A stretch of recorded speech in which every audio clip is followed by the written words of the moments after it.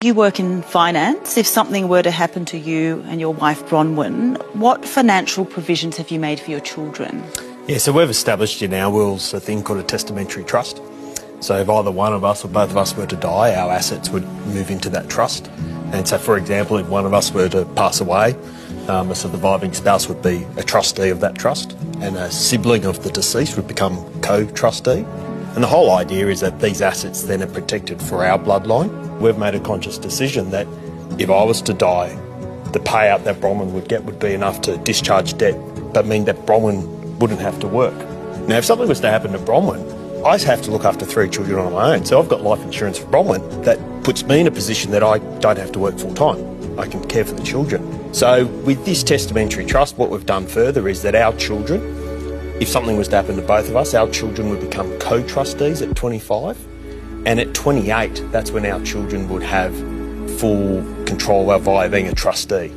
What does that protect your children from?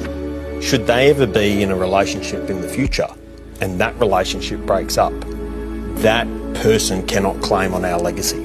So really for us, our kind of mindset was we wanted to make sure our legacy of what we've created together is protected for our children. Bronwyn, why wasn't a standard will enough for you? With a standard will, the children, let's say that the 2 of us were to unfortunately pass away, and the standard will would mean that usually the children would get it upon turning 18. With a will where they do inherit, both with our life insurance, the home, everything, if they were to get this lump sum of money, we can't guarantee that they're in any mindset whatsoever not to be taken advantage of by somebody else at that time in their lives, that they're mature enough. We need to consider who their partners are. We don't know who's going to be taken advantage of from those different angles. So we wanted something that was going to be protecting our children.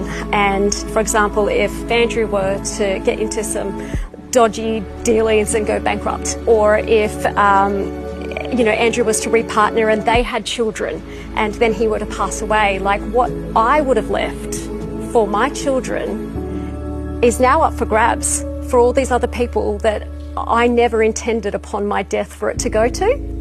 And I think that's where the difference is with the testamentary trust. I still have control from the grave, and I can stipulate who I want it to go to explicitly, and it is going to them at an age where I feel like they are that little bit more mature to know how to, hopefully by then, how to use that money to set themselves up.